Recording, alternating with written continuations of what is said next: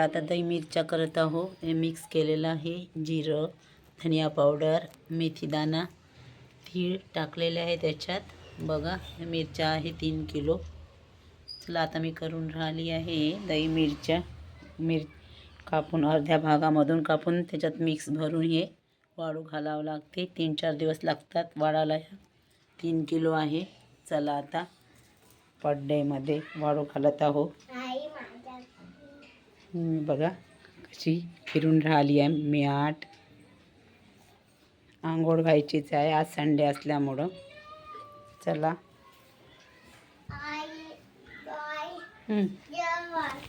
हो आता मला एवढ्या मिरच्या करू दे, मग तुला जेवण देते. हां लवकर लवकर करते, वाळल्या पाहिजे ना बाळा आपल्या घरच्या मिरच्या आहे.